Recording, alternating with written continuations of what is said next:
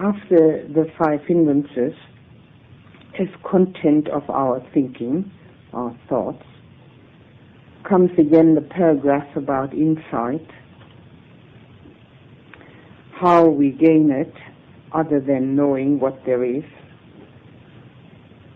So we contemplate them as being within ourselves, but having actually understood that we ourselves are liable to have one of these five hindrances in our mind at any time, we also understand that others have it also in their minds. And becoming compassionate and accepting towards oneself and tolerant, one becomes the same towards others. That doesn't mean that we don't strive or don't practice to get rid of these hindrances. But we do not feel guilty or blame ourselves, and neither do we do that to others. So it's in ourselves and externally. We can see in others what we can see in ourselves. And that's why the saying goes, only a Buddha knows a Buddha. Only when we ourselves are enlightened will we know when we are confronted with an enlightened one. Otherwise, all our judgments are at fault. However, having sensual desire, ill will, sloth and torpor, restlessness and worry, and uncertainty in ourselves, we know all the same things in others too. No problem at all. So when we become accepting towards ourselves, we will do the same for others.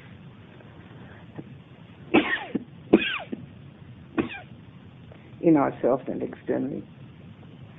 We can contemplate and realize the arising and the vanishing. Whatever has arisen must vanish. It's a law of nature. And we can choose whether we contemplate the one, the other, or both. When we become mindful enough to see the arising and vanishing, of course we have more introspection. When we only see the vanishing or only see the arising, our mindfulness hasn't really come to grips with the existing situation yet. However, there comes a time in the practice of insight when we become aware of the vanishing only. Everything seems to be disappearing, and rather quickly. And if one hasn't had the stability and peacefulness of the jhanas as a base for one's introspection, one may feel quite fearful about this very new experience of everything falling apart constantly. And it seems to follow in such quick order that the arising does not seem to be an important aspect of it. One just sees the falling apart of everything. If that happens when one has practiced calm and has a basis in that, there's no fear connected with it. It just is. So this is one aspect of seeing only vanishing factors. Vanishing aspects. And also very strong mindfulness again, where we see, well, these are just contents of mind without personal identification, will help us to eventually have that perspective and also the experience where we are no longer identified with the personal entity with which we are now identified, but can go beyond that and to a level of consciousness where personal entities do not exist, where there's existence as a whole, where there just is, or where there just things are as they are, without that interfering mind of naming and categorizing. Our mind has the habit of naming and categorizing. And because things don't always fit into the same category that we have, if it doesn't fit into the same one as somebody else's category, we have disagreements. Totally unnecessary if we get to the point where everything is just as it is. And this is what is meant with the sentence, not clinging to anything in the world. Because now a person seeing content of mind just as that, or the same sentence applied to all the other mindfulness foundations, mind as mind, feelings as feelings, body as body. And if that is established to the extent of bare knowledge, then there is independence, not clinging to anything in the world, because the world is seen for what it is, nothing but an arising and vanishing factor. So these are possibilities for insight, particularly, of course, seeing the hindrances in oneself without blame, but also without justification. They just are. And the more we purify through our meditative practice and through the other practices that the Buddha explained, the weaker they become. Now the next aspect which we can contemplate as a content of our mind moments are the 5 aggregates. Can I just ask a question about the previous? Sure, certainly. Am I not responsible for my aggregates because I can do something about them? Well, in a way, one could say you're not, because having been born a human being, you've got them, okay? But not to do anything about them, that is a responsibility one should not let go. In other words, we do have the responsibility, we do something about them. But that they're there in the first place is as natural as having 2 arms, 2 hands, 2 eyes, and a nose. But since those things which I've just named are useful to you, you keep them. But since the hindrances are not useful to oneself, one tries to do something about them. So our responsibility lies in the fact of doing something about them.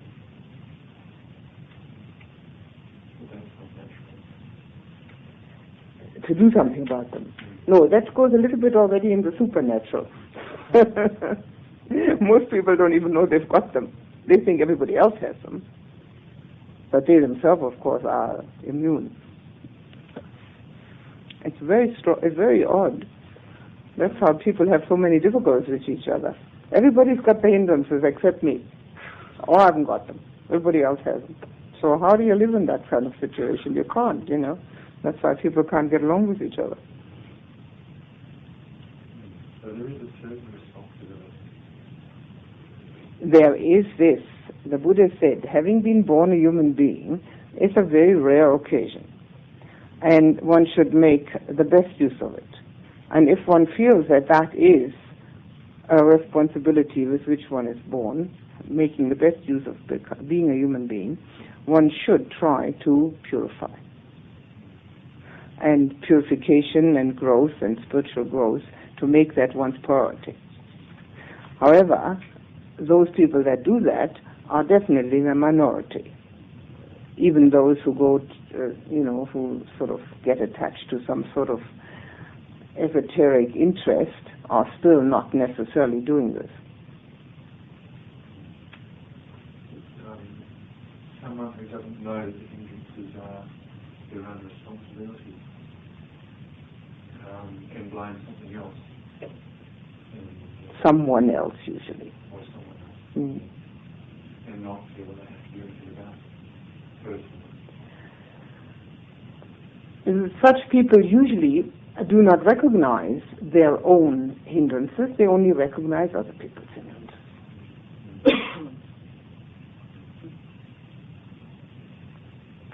It's much easier to see the splinter in somebody else's eye than to see the tree trunk in one's own.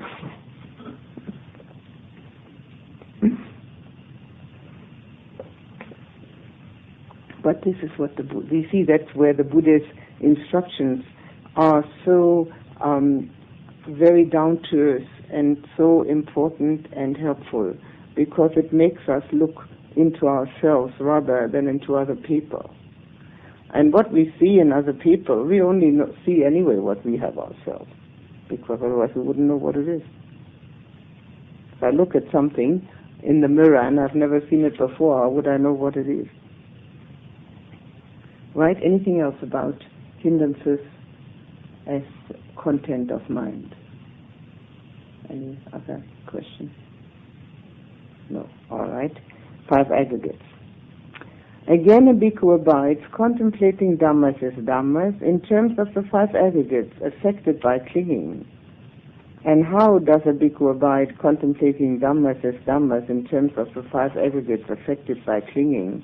Here a bhikkhu knows such as form, such its origin, such its disappearance, such as feeling, such its origin, such its disappearance, such as perception, origin and disappearance, such are formations, origin and disappearance, such as consciousness, such origin and disappearance. 5 aggregates. Oh, that's all it says about them. Oh, not very much. The Buddha says the 5 aggregates are all we consist of. And again, he urges us to analyze ourselves in this manner to see whether there's anything else. Now, traditionally, these 5 aggregates are always listed in the form. They're listed here in that sequence. And they don't arise in that sequence, though. So what we are looking at is the first one, which is called form here, which is materiality, body. The word rupa in Pali can be translated as form, materiality, corporality, or body. In this case, we should stick to the word body, although the translator didn't, but I think it makes life more difficult if we don't have the word body there, because what are we looking at? Body. Right? And then as they are listed in this sequence, the next 4 which are listed are all part of mind, but they do not arise in that sequence. Funnily enough, the last one arises first, sense consciousness. And it just says consciousness here in the translation, but definitely meant sense consciousness. Seeing, hearing, tasting, touching, smelling, and also thinking. These are the 6 sense consciousnesses.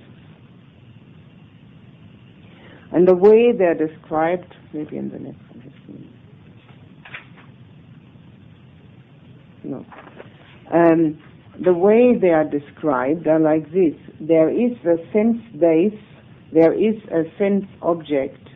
When there is the sense basis of in good order, and there is a sense object, and when then the sense consciousness arises and the 3 meet, you have the sense action, which means you have an I, E-Y-E, which is in good order. You have something that can be seen here, something, a sense, an I object. So as the I and these get together, the sense consciousness arises and seeing results. You have to have 3 things come together in order to have the action.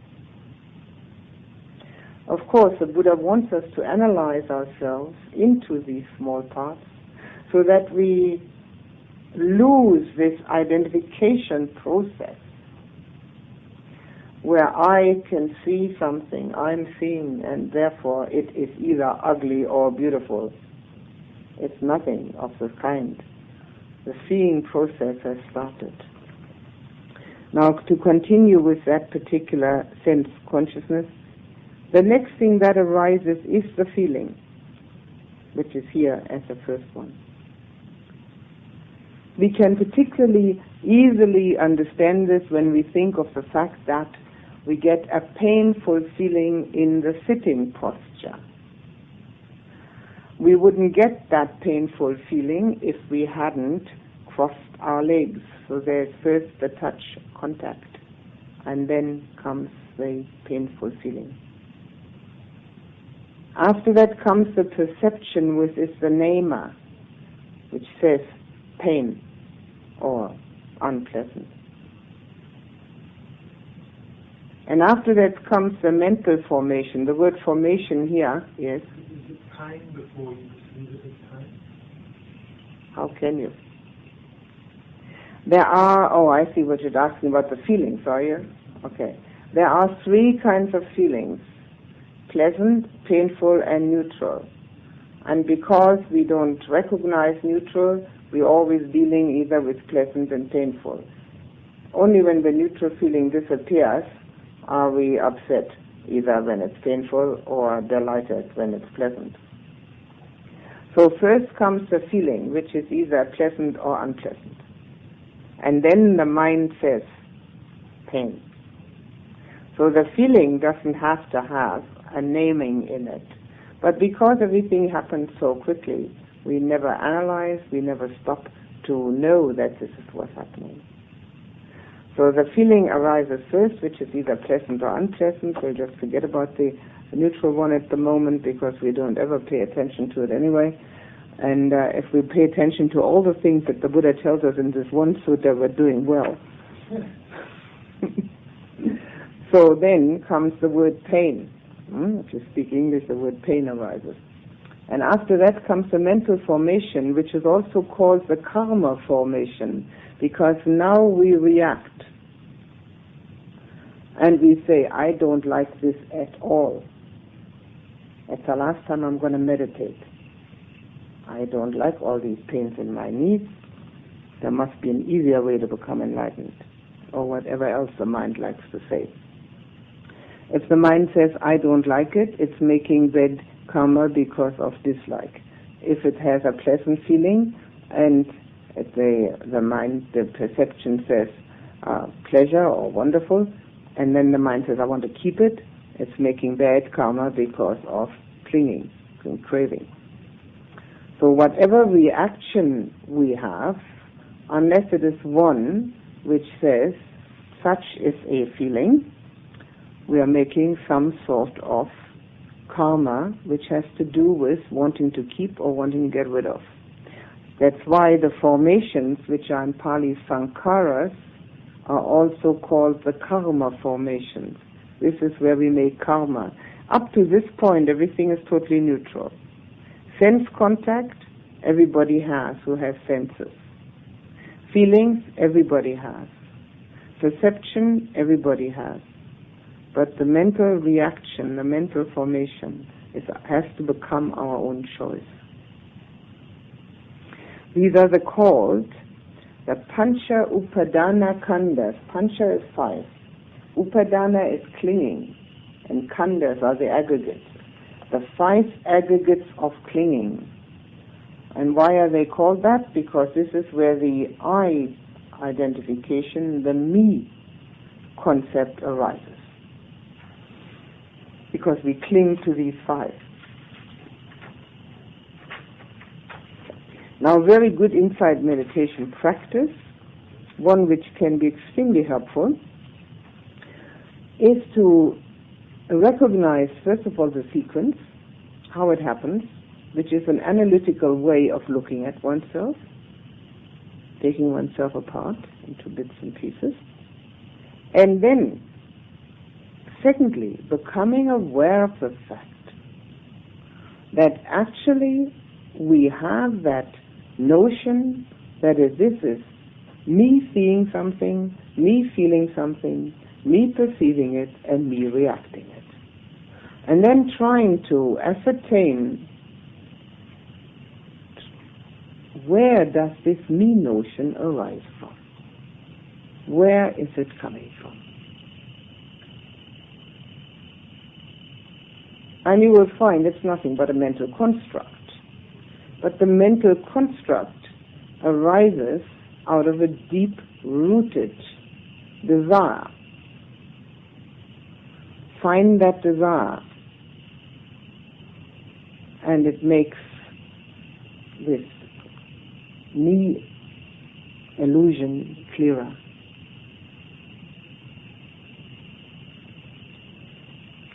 And this is a Buddha's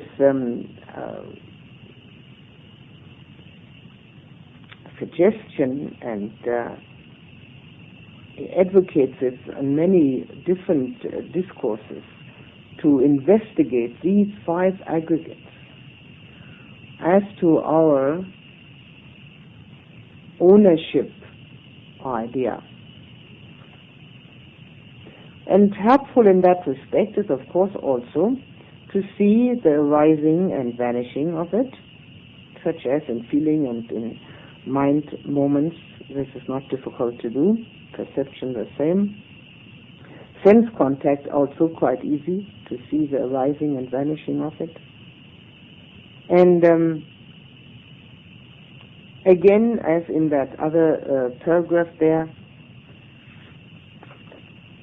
to see it not only in the arising and vanishing, but also in just being factors without that me idea embedded in them. Not an easy thing to do. It works better if one has become calm first in the meditation, but it's extremely valuable and helpful to see things as they really are. With the body, the arising and vanishing factors can be seen in the breath, in the heartbeat, and in the aging process, which we know but can't actually see because we haven't got that kind of mindfulness. The 5 aggregates are the basic cause for our illusion or delusion. And the Buddha's instructions are also that if upadana, clinging, is eliminated, nibbana is experienced.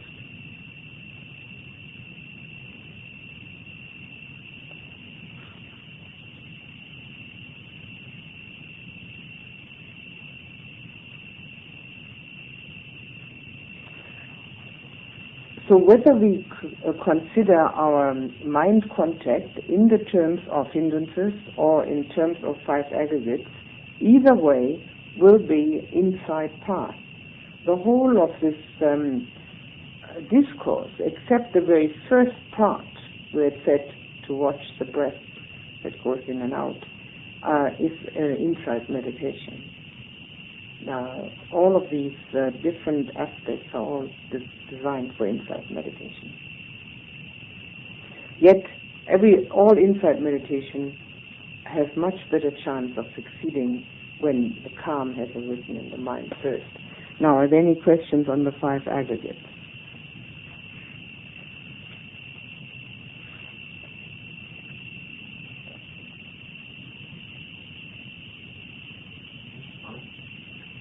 Isn't the idea of me just a way of naming the 5 aggregates together as a group, like a classification?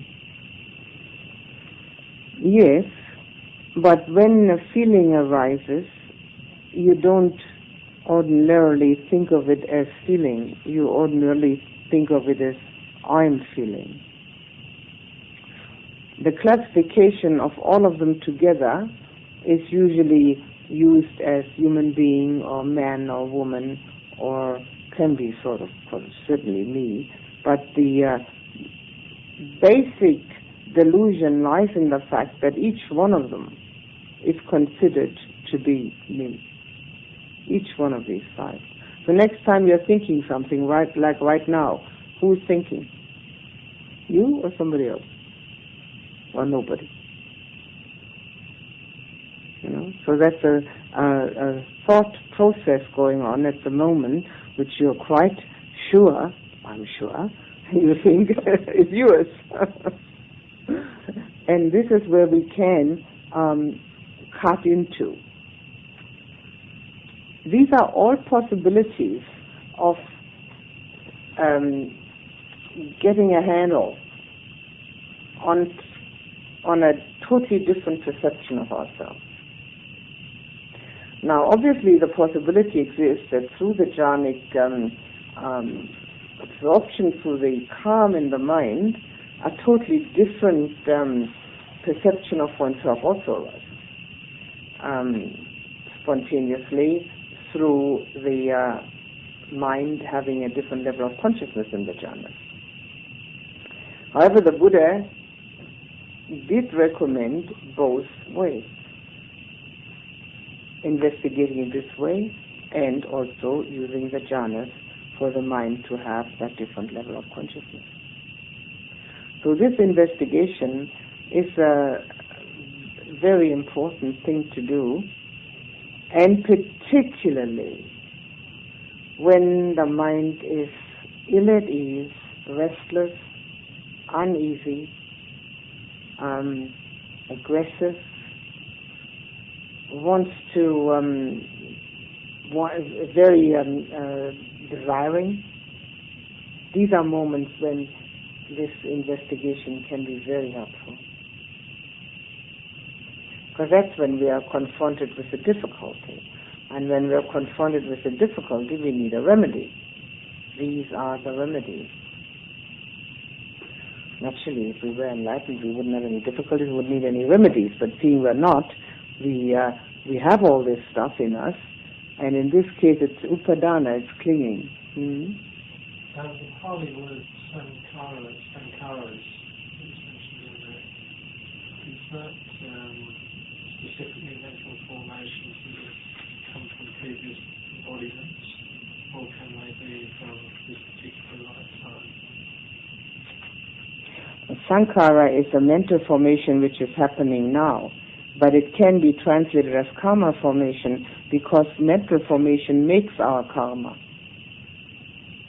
We are making karma with our mental formations. But how they are shaped has something to do with previous experiences. Yes, most of it has to do with our experiences now. They're shaping of them, yes, but the happening is now. The happening is now. The words, I just wondered if the words specifically meant formations that have been gathered from previous embodiments, or no. If it didn't differentiate between this life, this particular embodiment, and the previous ones, it's just any past. It doesn't have anything to do with any previous lives. It's now. It's the mental formation which is happening now.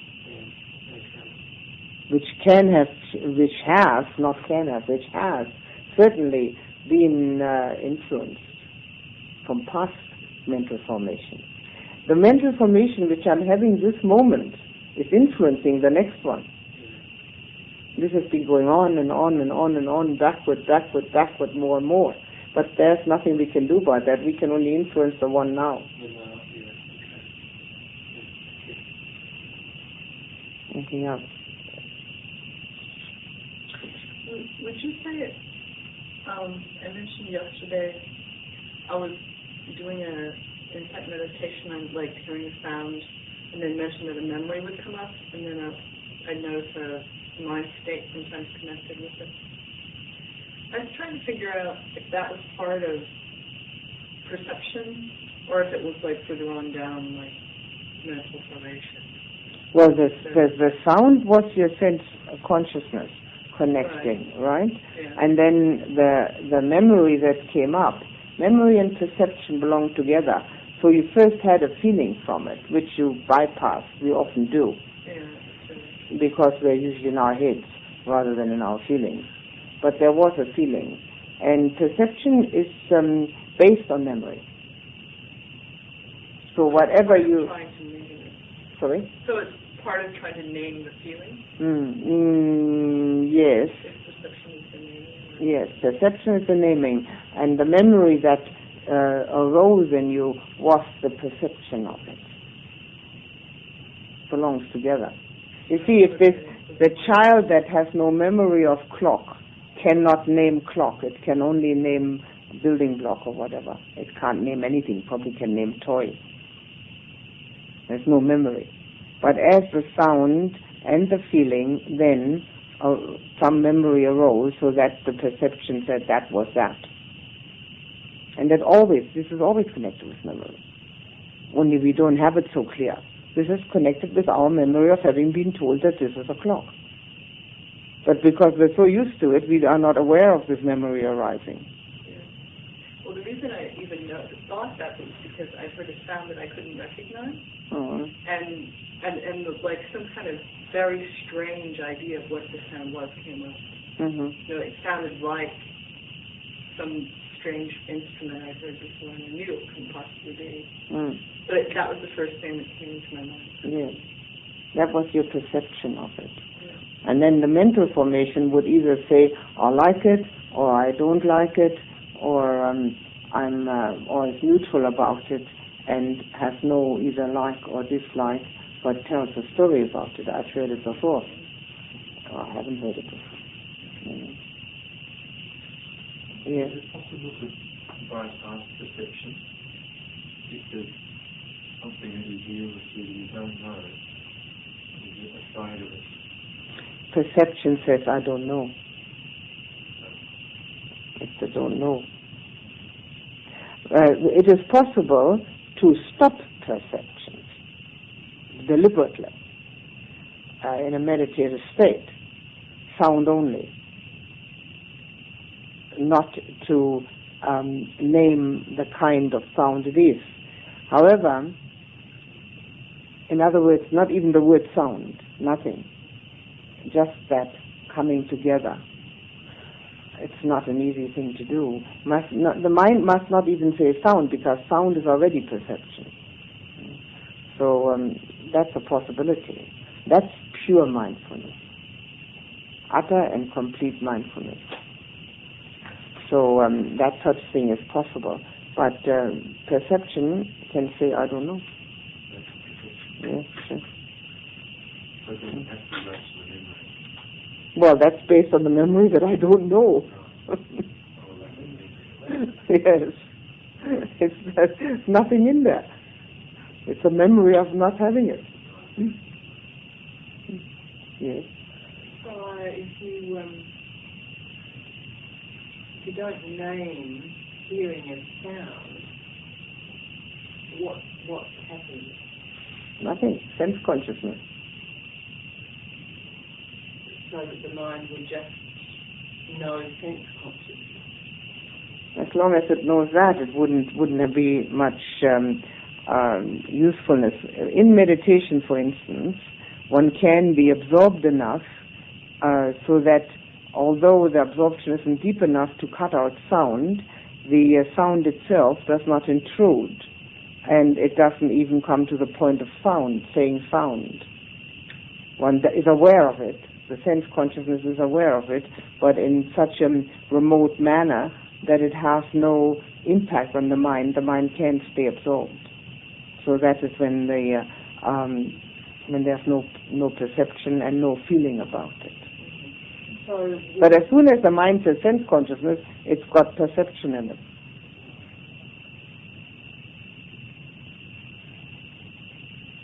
So, knowing that sound is there and holding it, but not needing to name it, that in fact would be the actual a description of the purification of perception, would it not?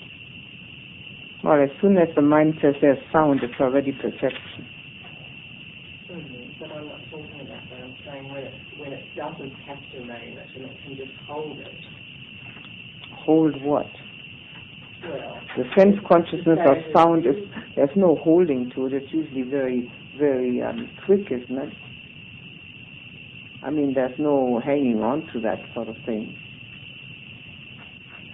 Well, I was using the term hold there as it's knowing it to be a part of consciousness. And the way you said it was, if there are noises happening, when you're absorbed, you don't need to name them. You don't even need to say that this is sound. Okay. The sense consciousness is aware of the fact that something has hit the eardrum, but it doesn't name a thing, neither sound nor the name of the sound. It stays with what it was doing. That's not mindfulness, that's being otherwise engaged. Pure mindfulness would be that you could do that even without being otherwise engaged.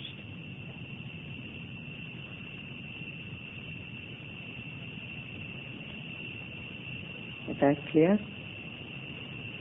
It would be a very, very strong mindfulness which is very difficult to practice. In other words, the mind is only engaged in mindfulness and not in absorption in something else. Okay. So my question is that a description of the purification of perception? There's no need to purify perception. We need to purify mental formation. There's no need to purify perception. Perception just is, based on memory.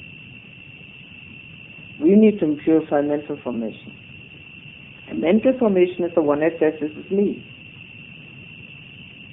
And as we are concerned with this me, that's where the purification sets in.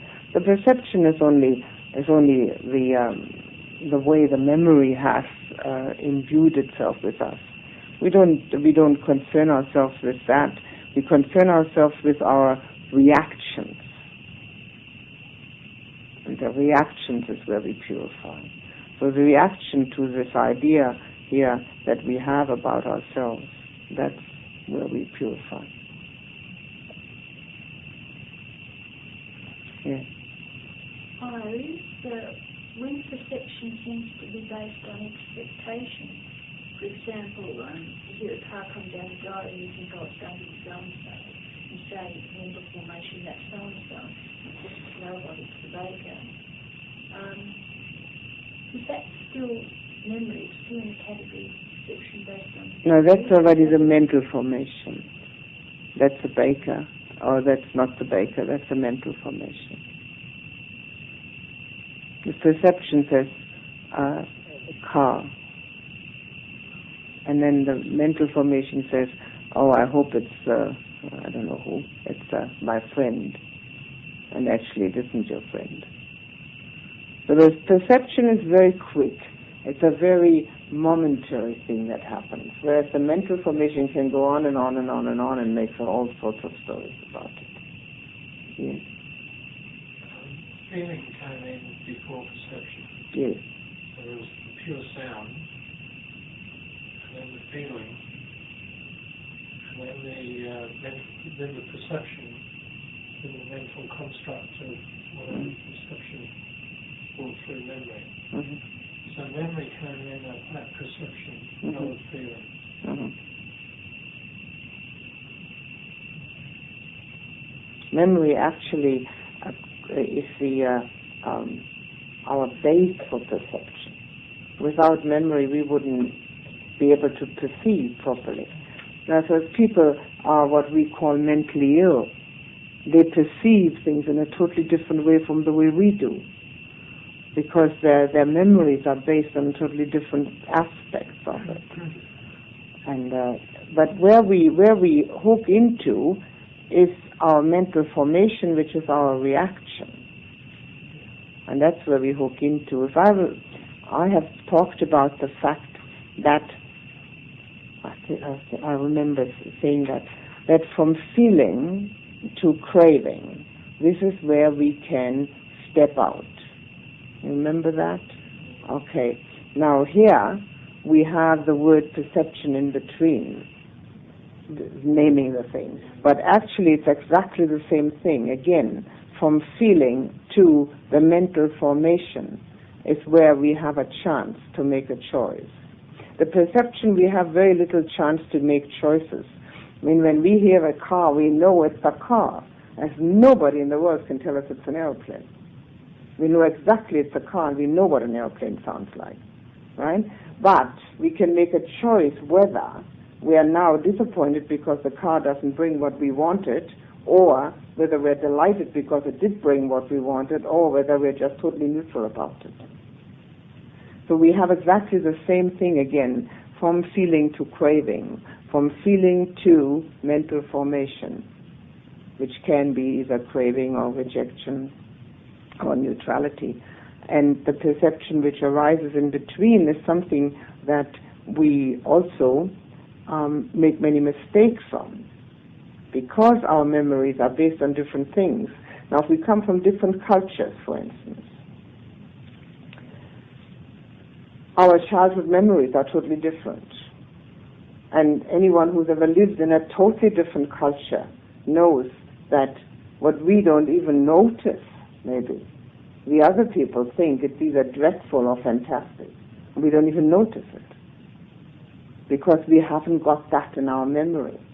So with our perceptions, we are very much bound to that which we know. But with the mental formations, we have a choice. With a reaction, there we have a choice. So it is very important that we can see that as one of our ways of practice, and also by analyzing into these 5 different aspects of ourselves, that we get a little bit of a hang on the matter that we are not really one whole solid lump, even though we look like one, that this is just an imagination, that we consist of all these different pieces, bits and pieces. Imagination meaning image forming. Yes, yes. We have this image of one big lump which is called me, and which thinks and feels and reacts in certain ways to certain things because of all sorts of justifications, but it isn't so. There's a constant movement going on, constantly something happening. It's very interesting. Once one really starts using this as a mindfulness practice, as an insight meditation practice, maybe I should say, it becomes extremely interesting to see that this person, which we have taken for granted for years on end, is not that person at all. There is no such person that we can take for granted. That person doesn't exist. There's a constant input through the senses. And with that constant input through the senses, there's a constant different feeling, perception, and mental formation. And all this is happening in waking moments, almost in such quick succession that we can hardly keep up with it.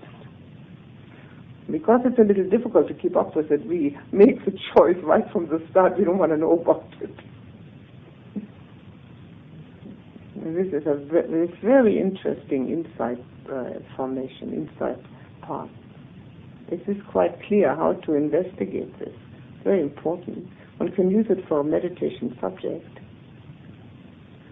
Debbie looks worried. Something worrying about this? No. Okay. Not really. Okay, that's fine.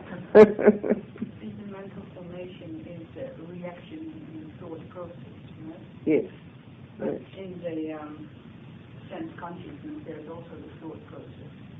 No. Yeah, the 6 doors. Oh, when you think of the thinking as a sense contact, yes. Well, that works also quite amusingly. When you get the thinking, when you add the 6th one to the other 5, and you have the thinking as a sense contact, you will notice, for instance, if you think loving kindness thoughts, you get a pleasant feeling. And from that pleasant feeling, you get a perception of, this is nice, right? Yeah, it works exactly the same way. And from that comes that, then the reaction, the mental formation, I should do this more often. Or why didn't I hear about this long ago? Or good idea. Buddha knows what he's talking about, or whatever it is that comes up. So it's exactly the same thing, except that it starts with a thought and then works along the same way. It's also the sense contact, yes. And it's quite amusing to watch in oneself. In fact, the whole thing is quite amusing if one has a business. So, can there be a thought arise that doesn't give rise to a feeling? No. Never. But because there is also neutral feeling, we often don't know it. All sense contacts always give rise to feeling, but it can be neutral, and pleasant, unpleasant, neutral. And because we haven't got any connection to our neutral feelings, we skip by. And usually we skip by those minor feelings too. It's only when there's really something strong happening that we become aware. So carrying it through, all thoughts give rise to thoughts. All thoughts give eventually rise to thoughts, yes. So it just goes on. On and on and on. Without any pathway that leads somewhere. You see, this is another one of the very amusing aspects of humanity, that we always think we're going somewhere. We're going to get somewhere. We're going to either conquer the world or conquer space or get the idea. So in reality, there's nothing happening. It's all going around in circles. Day after day after day after life after life after life. Thought gives rise to thought. With in between feeling and perception. Yeah. No, well, yes, of course, you could look at it that way. I quite agree with you. You're quite right. But if you look at it as being depressing, the mind again goes in that direction. I don't advocate that at all. I like a bit of humor about the whole thing. Yes. Does it mean then that feeling is continuous, changing all the time? Yes. But is there an advanced jhana where feeling cuts out? An advanced jhana where feeling cuts out. In daily living, there's feeling all the time, even if we don't. It's either one of the three categories of feeling, whether we recognize it or not. Yes. And in the jhana, pleasant or unpleasant doesn't have to be in the higher jhanas, but the experience of anything has to be done through feeling. It's impossible to experience through thinking only.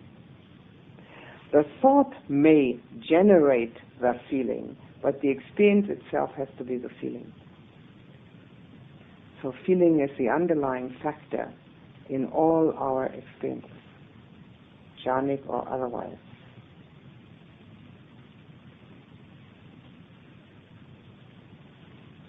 Is that clear, Margaret? Or? No? Well, ask again. Well, maybe I can explain. Total liberation might mean an escape from feeling. Why, don't you like feelings? Well, it says... Well, let me explain it, okay. Is this what? No. Okay.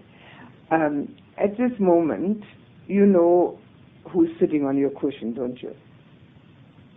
And how do you know that that's Margaret sitting on your cushion there? How do you know? Memory. Memory. What else? Do you feel like Margaret, or do you feel like Ayya, or do you feel like Debbie, or do you feel like Margaret? Well, I assume I feel like Margaret. It's an assumption. Sorry?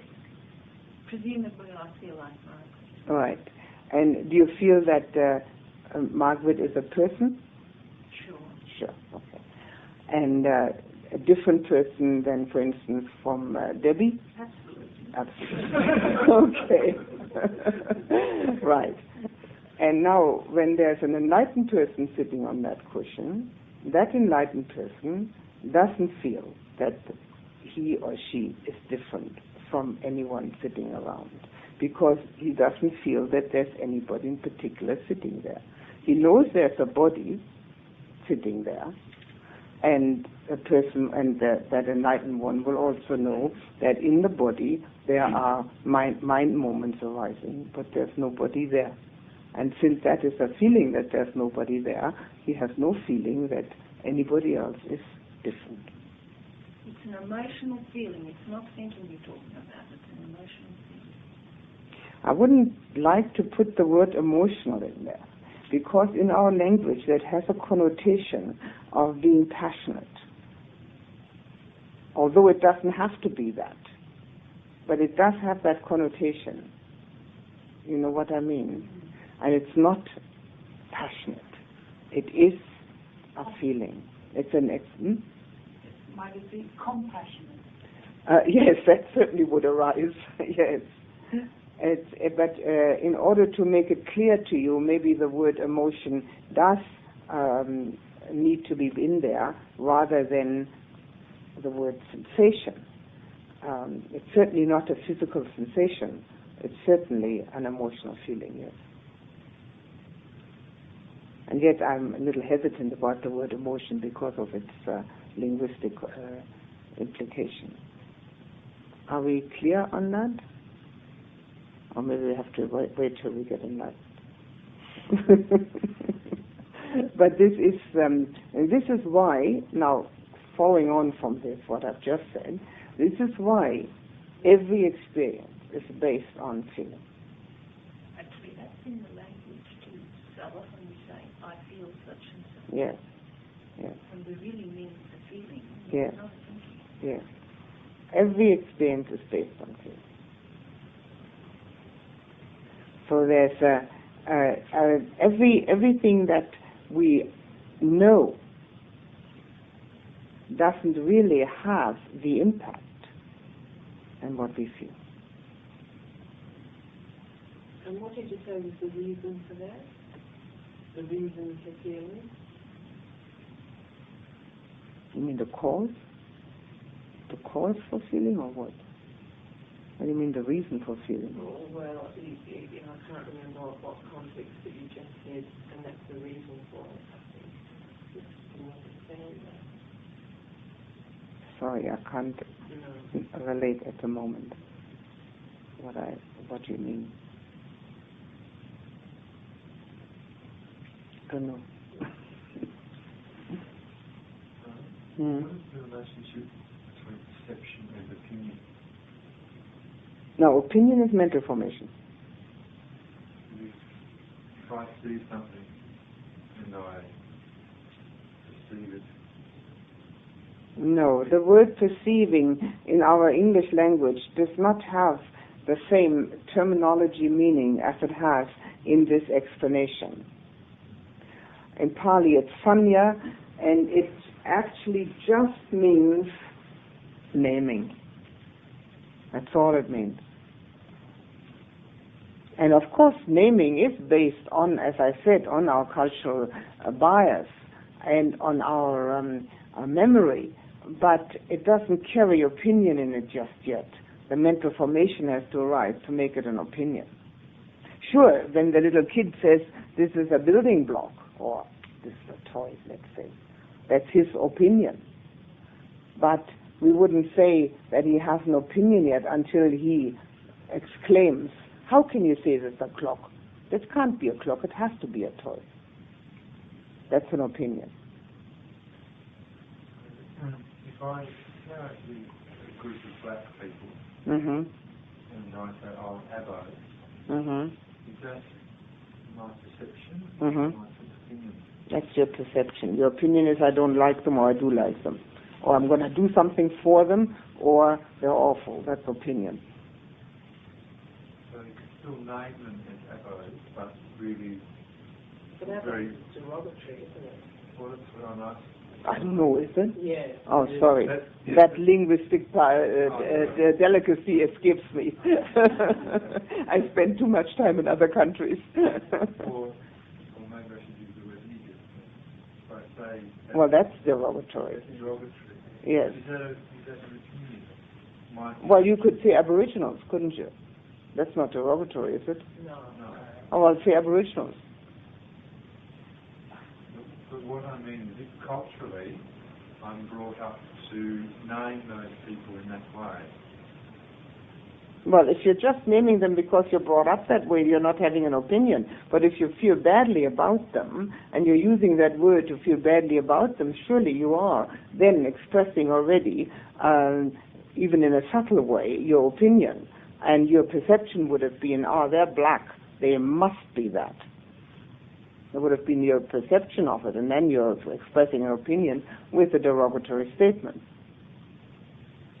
But if you're just naming them as what you see, black, you're not expressing an opinion. And besides, it doesn't matter. It's totally immaterial. All you have to do is purify your mental formations. But mental formations can also be culturally conditioned. Sure. But as long as they're negative, it doesn't matter what culture you're in. They'll always be harmful. So that both can be culturally conditioned, but the perception is not important. The perception only helps you to name something. It's totally immaterial. You don't even know you're doing it. None of anyone that doesn't practice mindfulness to the nth degree knows that they're using perception. We're only aware of mental formations. And even that most of the time not. So the purification takes place in the mental formation in the non-reaction to the feeling. So the other morning when I received the typewriter, and it wasn't, that didn't matter. Didn't matter. My reaction to that. That doesn't matter. That was your memory of a typewriter. That was quite all right. But when you then said, oh, this is worse than traffic noise, that was mental formation and made negative karma, because it was a negative statement. That's mental formation. But when you said typewriter, that's nothing.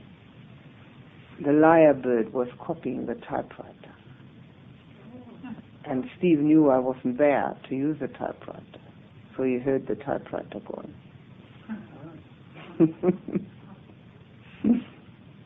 Lyrebirds are extremely clever at copying whatever these other birds, even dogs. They can copy dogs, cats, typewriter, do all sorts of things. One that I heard about was copying a cuckoo clock.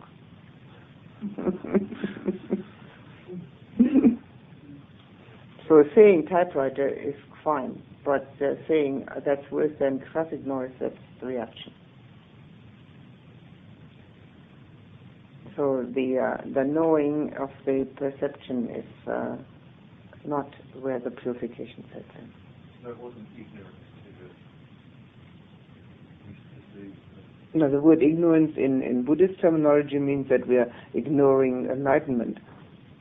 It doesn't mean that you don't know that that's a lyrebird. Nothing of the sort. It just means that we're ignoring the Four Noble Truths. That's all it means. It doesn't mean that we haven't, gone through university or something. Yes. I just ask one last question on this. Emotion. Would it be right in saying that in its true sense an emotion is a feeling that has become memory? We went from you were, whatever it was, seeing or sound, through feeling, that feeling then became encapsulated in memory as an emotion. And it's just that emotion seems to come up in regard always to the past. You know, something may happen in the sense perception and it may trigger emotion. And that emotion usually is linked to something that's happened in memory. But it's like the emotion is like a feeling. The emotion is a feeling. And the emotion does not always come up to something in reference to something in the past. It may come up to that, but it may also come up in reference to something in the present. Yeah. It can do both. But wouldn't that be feeling? Sure, but feeling has two aspects, physical sensation and the emotion. So we have to differentiate whether the feeling is a physical sensation, like when you bump your toe on a stone, or when you sit and your legs hurts or something of that nature, or whether there's a feeling which is emotional. Yes. And these feelings that are emotional are the ones that rule our lives. They're usually of the past, though, aren't they? No. They're constantly of the present. Of the present in the experience of them, but when one sort of goes into them, but it's usually they seem to be the result of memory. They can be shaped. They are because a certain emotion, a certain feeling arises over and over again in response to a certain trigger. That means that one has, particularly if it's negative, one has not changed one's negativity yet. But the actual happening is in the present. It's shaped by the past, just like our thoughts are shaped by the past. This thought now triggers the next one, and the next one, and the next one. So do the emotions trigger this one, that one, that one. But it's always happening now. Everything only happens now. Even all that what happened 2,000 years ago is happening now. It only happens now. The whole thing. I don't understand that. No, I don't either. I was referring to a very particular thing. I was going to ask you about that today, actually. About what? About how it is said that everything is happening now, meaning like 2,000 years ago and 2,000 years in the future. I just can't comprehend that at all. No, it's an experience that can happen to one if the sense of I, of me, is lost for a moment. The experience can happen that everything, bar none, is an immensity of now. And that experience then, of course, it vanishes again because you can't live with it out there. I mean, you can't catch a bus. I mean, a bus was to come in 5 minutes and not now, you've got to wait. So, but that particular experience does change one's perspective completely, so that the world as we see it no longer takes pride of place, but the world as one has seen it in that particular experience takes pride of place, because that is then real. And the consciousness which is existing, which is overriding, can only be now. There's no past consciousness or future consciousness. There's only now. There's no other. That's why we have to be, and this is one of the very important reasons, I'd like you to remember this if you can, why we have to guard our mind as if it was the most valuable jewel which it is in the whole world and the whole of the universe. It is the jewel which contains nibbana within, enlightenment within.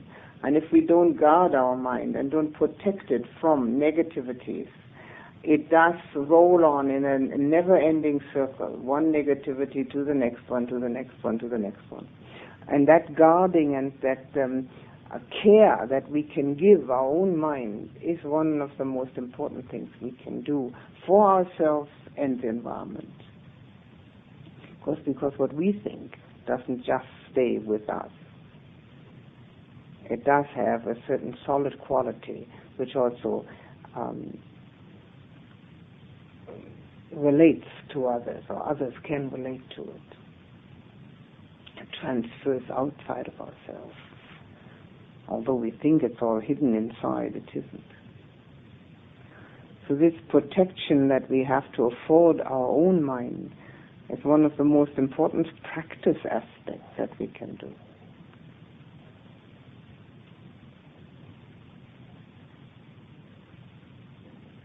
Quite clear? Any other questions? I just have a tiny little question. Sure. So, any negative thought we have creates bad karma. Yep. You can say it like that. And also creates unpleasant feeling within oneself. Now, it may create unpleasant feeling for others, but that is not the first criteria. The first criteria is it creates first unpleasant feeling within oneself, and it, because of its karma-making quality, it makes bad karma. Yes. That's why we need to be so careful. One can't be careful enough. It's really interesting. I mean, you're saying how important that is. Just relating it to my own life, as you know, in recent experience in Sydney, and seeing people after I haven't seen them for a few years again, and just being aware of that in them, this incredible negativity. Well, one person in particular, and feeling really dragged down by that, and feeling I wanted to cleanse it in some way, and really feeling helpless. You know, because I know it's Buddhist or anything, or I don't think they'd understand. Quite unconscious, I think, people mostly aware of their negativity. Yes, one also needs to protect oneself from being dragged down by other people's negativities or difficulties. The protection one can afford oneself, there are two possibilities. One is to immediately put the mind onto loving kindness and compassion for the difficulty of that person, because that is positive. Loving kindness and compassion are both positive, and we don't get into their negative stream. I know exactly what you're saying. I mean, I can relate to it very well. When you're out in the world and people are doing the ordinary things, it can become quite obsessive with them, and one feels as if one would like to do something about it. So loving kindness, compassion is the first line of defense for oneself. May help them, who knows, they may feel it. And the other thing is, if that is at the moment maybe out of one's reach, that can also happen, to realize that a protection is needed and to try to disassociate oneself from other people's thought processes. Not to identify with them and have to, the feeling of one has to respond to it. One doesn't have to. There's absolutely no law that says I have to respond to everybody else's thought processes, or even words. And yet, this is so obvious, isn't it? And yet, we never think of it. We think we've got to respond. I just thought, I don't really think I can stand seeing this person again. And I'm really fond of her. Yes, I know what you're saying.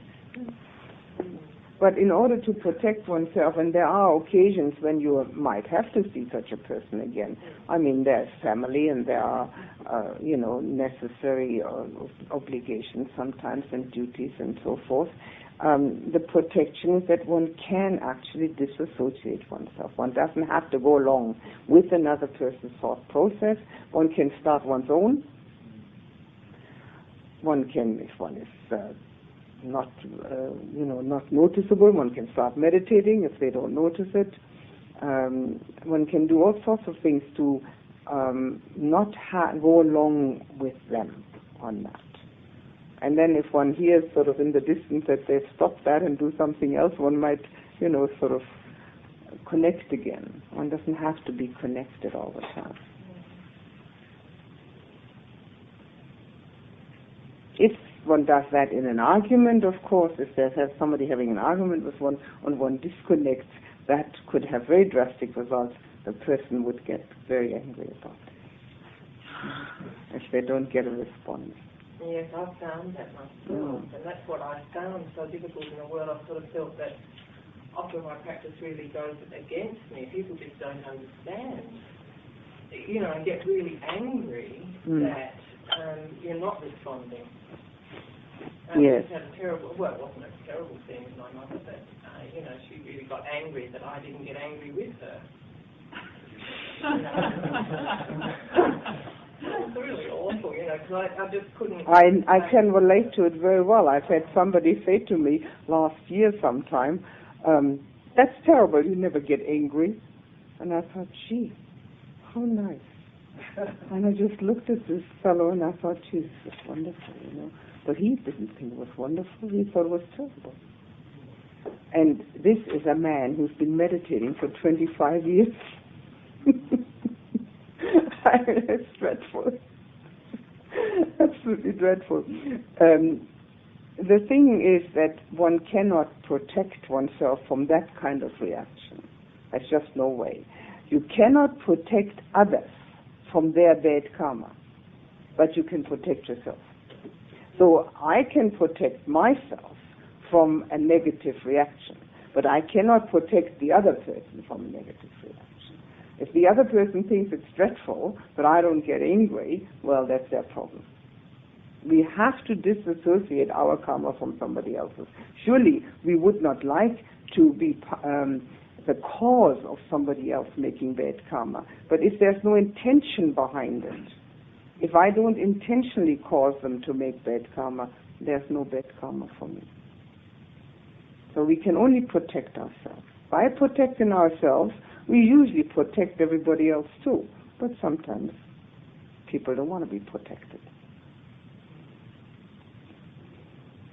So that disassociating oneself from other people's thought processes and protecting oneself thereby from not going into a decline may be quite important at times. Sometimes, of course, you can't do it because you have the duty to respond. Well, you got to respond. If you know you're going to visit someone, I practiced that recently, just before leaving Melbourne, and knowing that I was visiting someone similar to what she said, and that there was some reaction there for me, and I practiced the loving kindness before I went, quite diligently, and that helped me stay while I was there. Yes, it certainly does. Yes, absolutely. In fact, one can start practicing loving kindness already when far distant. Because then when you see that person actually, then you already feel, well inclined towards that person. And if you feel well inclined, even though they may not feel well inclined, it helps them. It helps them tremendously. But we can, in the long run, only protect ourselves. We can't protect anyone else. But we can help them, certainly. And the more we have helped ourselves already, the more we can help others. Whatever we've done for ourselves, that we can do for somebody else. Nothing else. This is one of the very important things also, because this is interesting, I think. In the Mahayana tradition, there are two traditions in Buddhism, Mahayana and Theravada. I belong to the Theravada tradition. In the Mahayana tradition, the Theravadins are accused of being selfish because they want to practice for themselves. And in the Mahayana tradition, it is said that bodhisattva vows are taken that you do this to help others. But actually, in the actual fact, you can only help others as far as you've already helped yourself, and once having helped yourself, you can't help but help others. There's no way you can get out of it. So the whole thing is actually an academic question which doesn't have any real basis in fact. I always have to smile when it comes up because there's no fact to it. It's all conjecture. It's again our mental formations making up those things. But it means again that there's no selfishness in practicing for ourselves because only that we can do for ourselves. So as far as we go, that's how far we can help. 5 aggregates, we got away from them, didn't we? And it is an insight meditation project which is important to do, to see them in oneself, to realize the arising of the clinging in the 5 aggregates. How we know that this is me. And we can only get angry or perturbed when we own the feeling. We can't possibly get angry when we don't own the feeling. It is very interesting to investigate. And we can only get desirous when we own the feeling. But if it's just a feeling which has arisen, just a feeling, nobody owns it, how can we get angry about it? What is there to get angry about? It's just arising. And this is a very interesting and very valuable meditation practice. And I'm only talking about it when you sit in meditation and the mind has become calm and then you investigate it, it does make a different impact than just hearing about it like this. Okay? All quite clear? Even though it may not seem like it, but one of these days we will finish this sutta. There are 3 more things, 3 more days.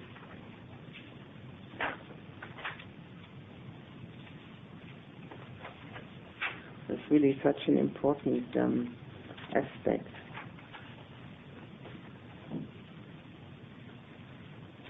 This is a sort of